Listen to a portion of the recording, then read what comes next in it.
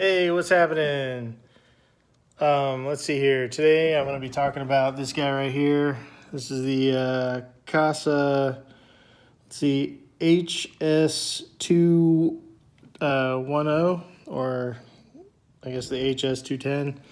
It's a three-way switch, smart switch, which is like pretty cool. What I've discovered was, well, first off, I did a lot of research online, and there's a lot of people talking about different things. And come to find out, um, if you wire it wrong, it will still work, but your other switches will not work. So, like I've done like these guys already, and I had one of these wired wrong, and it's because I didn't correctly identify the line load. So, when you're doing a three-way switch, there are basically what they call travelers, and the travelers go through what they, the dummy switches, or the old, the non-smart switch, which people have been calling dummy switch, which I think is kind of silly, because they're not smart. I don't know, whatever. But so what you have to do is, to give the smart switch power, you have to put it through the neutral, which is a little different, and not all three ways have a neutral. So I'll go ahead and do that in a second, but I'll save you guys the time. And then you have to identify which ones are your travelers and which ones are not. So let's see if we can see inside this box here. Try to get as clear as I can. If you notice, this one black wire is going through the top with one of the neutrals, and then there's three wires going through the bottom. So what that means is the three wires are completing the traveler loop.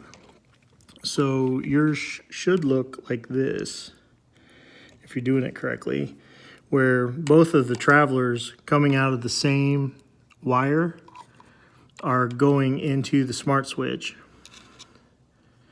And then, oh, I did turn off the power before I did anything, so there's no electricity. Don't be nervous that I'm poking stuff with metal stuff. I'm not that much of a daredevil. And then the line load, if you notice, is, okay, hopefully you can see it, it's coming out the top with, and that's, I got that guy like way up here.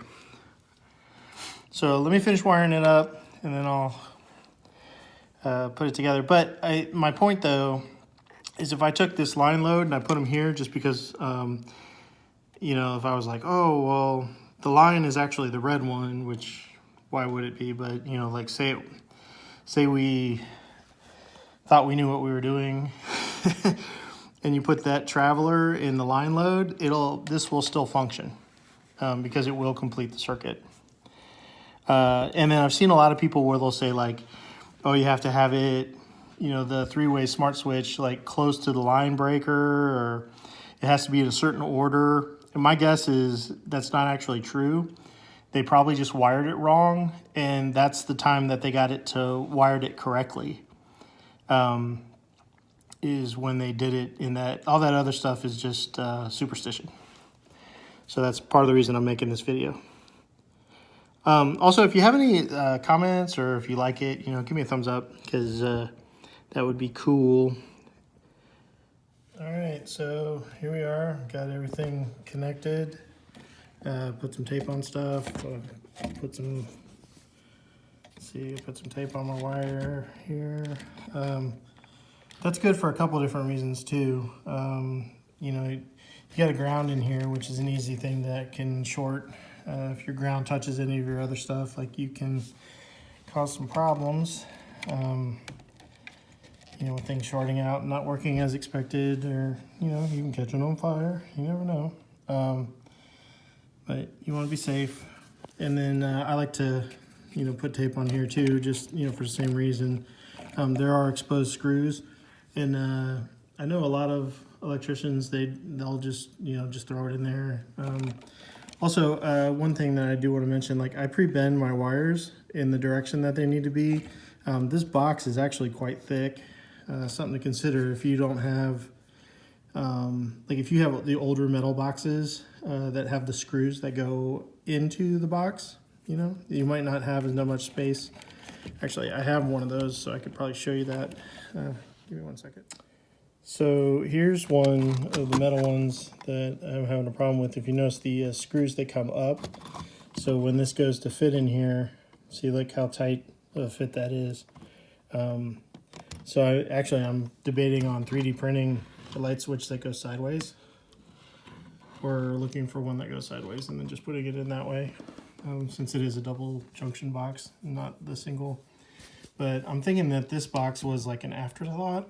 It doesn't look like it was originally part of the house. All the other junction boxes look different. Hold on a second. All right, so here we are. It's all put in. You can kind of see it. There's a ring here. Let's see if I can. There you go. It's a little light because of the lighting in here. There we go. Just gonna cover it with my shadow. But that's really cool because that's helpful. When this is off, it illuminates it a little bit, so we know where the switch is. Plus, it also is really cool when you're flipping your breakers and you have to work on anything. It'll go off. At least that's what I found. So the wall plate's pretty cool. I'm just gonna go ahead and it snaps on. I need to get a 3-1 for that guy. That's why I don't have a plate there. But just for demonstration purposes, I did put this one on a fan. They do have an icon in the app for a fan, and it seems to work just fine. I went ahead and tested the dummy switch, and it worked just fine. I think this is actually at the end of the circuit too, just to kind of prove a point. It doesn't matter where in the circuit you put it. I have a 4-way switch, which is this one, and it works just fine too. I'm using it for these hallway lights right here. And it works with my Alexa and all that kind of stuff. Oh, just for reference too, the MAC address is at the very top. There are reset switches at the bottom. If you move, actually, hold on a second. There's a little notch at the bottom of the plate. I just kind of want to point that out, that you can put this on upside down. It just kind of snaps on there. I think it looks pretty nice. Nice glossy look. I was using metal plates, which I thought were really nice. But I've switched to plastic, because all the Wi-Fi and stuff. I don't want to give it even more reason for it to have interference or anything weird. Well, that's about it. Hope you got some information out of this. What I did too, which I thought was kind of nice, is I actually bought the 2-pack, and then I actually only installed one switch per 3-way circuit that I have. So for a little bit cheaper, because you don't have to use them in pair. You can just say that there's only one in your line, and it'll work just fine. Which I think is kind of nice because I think they're like $35 for a pack of 2, but if you buy just the one, it's like $25 or something like that. At least currently. I'm sure prices will change, but that's a pretty good deal when you think about it, for one 3-way light. Plus, you don't have to replace all of your switches, which I don't know about you, but if they don't bother you, there's really no reason to switch them all. You only really need one smart switch in your line, and you'll be good to go. All right, so I probably haven't talked about this too much too, is I had all Wink lighting stuff, and it was really cool, but they were really expensive. I think it was like $75 a switch, and that was if you got them on sale. But they had this really cool display, and it was real nice. And then they started charging. There's no monthly fee for these, and that's part of the reason I like them, is because I want to put them all over the house. And I've been buying these and the Philips Whiz lights, which I also have the Philips, the Hue. I got a couple of those, and I like those a lot, but the Whiz ones are actually a lot cheaper, and they're all Philips, so my initial thought was they should all work together, but they don't. I'll probably talk about that later. All right, well, it's been fun. As usual, I like talking to everybody about what's going on. If you have any thoughts or comments or want to know about something, I'll be putting in more of these, so you know, if you have any follow-up questions on installs or problems.